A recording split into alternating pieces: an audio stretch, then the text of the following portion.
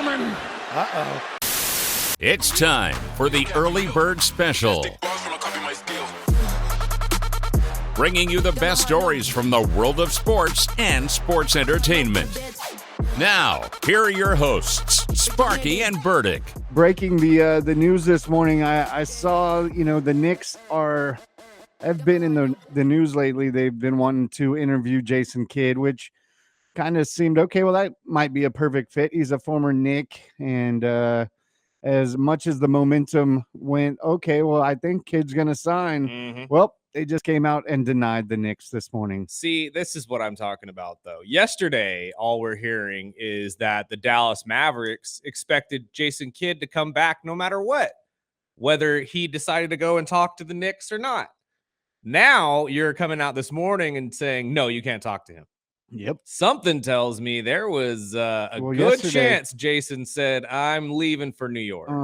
Well, late yesterday, there were reports coming out that Kidd was, had interest. And going down the list already, the Knicks have been striking out. They got turned down after firing Thibodeau, Houston's coach, Minnesota's coach. They both denied. Udoka and Finch. Yeah, you're not losing either of those two. And then now Dallas. And, of course, former Villanova coach Jay Wright came out and said, no, I have no interest in going into the NBA and coaching this Knicks team. Not even to coach your old play? Dang. See, that was a movie being written right there. Yeah, the Villanova Knicks, you've been calling Disney would have jumped on that so quickly. We would have had Glory Road 2, Battle to the NBA Finals. Like, it would have been amazing. But anyways, not surprising at all that Ime Udoka for sure got knocked off that list. If you think Houston's allowing anybody to talk to that man, you are absolutely crazy. Same with Finch. I think that the Timberwolves are very, very happy with what they have. This list is just getting shorter and shorter, and now the name at the top, in my personal opinion, is the guy I've been saying since the beginning, Mike Malone. Former Nuggets coach, it just makes sense. Former champion, he's led his team there. Your roster is somewhat built the same as the Denver Nuggets, I guess, maybe without the depth or the youth, I should say, more than depth. I just don't see how this doesn't end up being a match made in heaven at the end of the day. I really don't. I mean, unless you go a different route. He turns them down. I mean, that's entirely possible as well. You're going to be our eighth pick. I mean, yeah, at this point, but I feel like that's more common than we believe. What about Mike Brown? I like the thought of Mike Brown. Mike Brown, longtime Sacramento Kings coach, Cavaliers coach when LeBron first came to the league. And it would be interesting because he is a guy that usually can gain the respect of the roster pretty quickly. And he's defensive minded. So it fits a lot of different holes that you would need. I just don't know if he's got the championship pedigree that you would be looking for. Granted, he was part of the Lakers bench when he was an assistant coach and they were in the bubble. But if I am looking for a head coach that is going to be leaning on the whole roster, not just the starting five, and has a championship pedigree, I'm going with the guy who led his team there a couple years ago. And I say led in loose term. Obviously, he had Jokic and Murray and all these other key pieces as well, as he will if he goes to the Knicks, because he'll have Cat and Brunson and Bridges and all the rest of these guys who are no slouches. So I personally believe when you look at the roster, I'd go with the guy who has at least had experience with something like this, which would be Mike Malone. I know the word that they've used is lenient. They want a lenient type coach. So I'll throw a curveball. What about Luke Walton?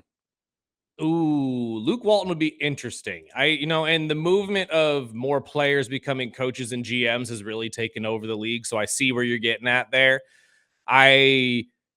If we're going to go with a different player, like a player coach, I would say instead of Luke Walton, go Sam Cassell. Sam Cassell, yeah. I think Sam Cassell, you would win a lot of brownie points bringing in Sam Cassell, on top of he has been a integral part to every coaching staff he has been a part of. And I think that he is it's overdue. It's vastly overdue that this guy gets a job. So if we're going to go with a guy that's a former player turned coach, I'd probably go with Sam Cassell before Luke Walton. I would too. But I just don't understand why his name hasn't been brought up yet. because that would have been one of the key ones I looked at in the beginning. It's weird that his name doesn't get brought up at all, right? Like even the coaching searches last year, Cleveland had him on a short list for a little bit there, but they like swiftly scratched him off when Kenny Atkinson and all these guys, Chris Quinn, really started showing out for him.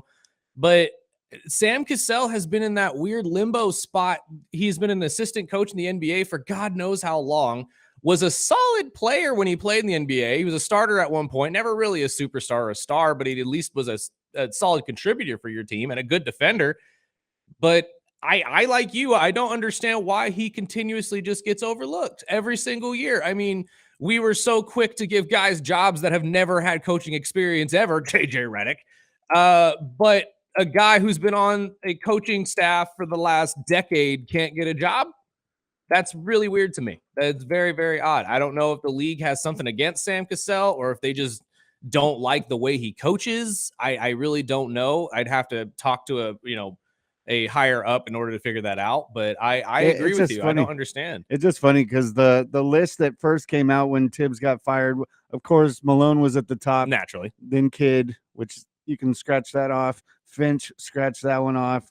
Anybody who thought Finch was leaving Minnesota for New York, you are so wildly crazy. And Jay Wright crossed him out. I mean, they're going down the list that we had in the beginning of this. Naturally. And it's funny, is the only other ones that we haven't brought up is Taylor Jenkins and Johnny Bryant. Taylor Jenkins would be interesting, obviously being the Memphis coach who just got let go this year. But again, I see that as a lateral move. I see that if you go with Taylor Jenkins, that would be like your last ditch effort if you can't get anybody else, because he, like Thibodeau, their coaching styles are very much the same. They're hard-headed defensive coaches that lean on the starting five, and your bench players will get minutes, but not a whole ton. So if you're looking to move away from that style of basketball, I don't think Jenkins is the right guy for you. So I don't know. I would like, I mean, if we're going off this list, I would take Sam Cassell. I think that would be probably a hidden one that not a lot of people are talking about. And I think he would be a better coach than a lot of these people that we've talked about. I mean, you look at the vast list of point guards that have turned into coaches, Jason Kidd being one of them we talked about all the time, Ty Lue, Doc Rivers. I mean, like, the list goes on, and I think Sam could be the next step in that. I really do. I don't see a reason why he wouldn't be a successful coach. There's got to be something behind the scenes. Where is Ty Lue? Ty Lue right now, I believe, is in he's in LA still, is he not? Is he not with the Clippers? Oh, no. Yeah, he is. But regardless, it's just I don't understand I don't understand the I don't want to say disdain. I don't think that's the right word. But just the lack of interest in the Sam Cassell race. I really don't understand that at all. But again, we're not in the back of all of these, or we're not in these rooms with these front office people, so we don't know what they're thinking. I still say my number one choice for the Knicks is Mike Malone. It should be Mike Malone. It just makes all too much sense to me. It just makes me laugh because now I remember why I hate the Knicks. I never liked them. And, when you line them up against the Pacers, I'm always going to take the Knicks as long as Brunson's there. But it just shows, I think they just jumped it. They jumped it a little bit too early. Or maybe they did it too late. Maybe getting this late in the playoffs kind of shot you in the foot. You know what I mean? Maybe. Because maybe, they saw a lot of these veteran coaches. Maybe they saw how they treated Tibbs. And, Tibbs adjusted. Tibbs adjusted because there was a lot of backlash against him on the way he coaches. They love the defensive side. They just didn't like the minutes. So he started getting a little lenient to, towards the end of their playoff run. And I think they just did Tibbs wrong. And it's funny. I mean, he's still going to get his $30 million sitting on the couch or whatever he's going to end up doing.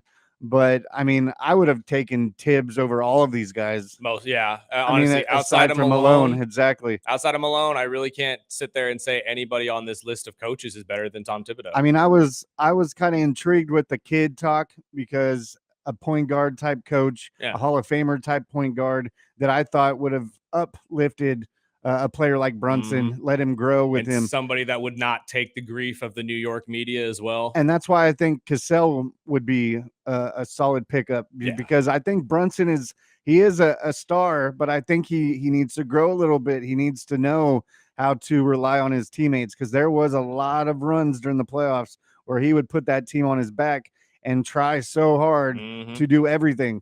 And that's why you have 4 other teammates on the court. I mean, that's when Cat started opening up, was when he was on the bench.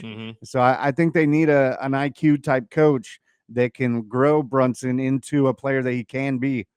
So I'm just I'm excited to see who's next. I know who I would be happy if everybody just turned that job down, be like, no. Honestly, it would be kind of funny to watch. And I do see what you're getting at, and I agree with you that I think the way they handled this Tom Thibodeau situation has a lot of coaches wondering how they'll handle them.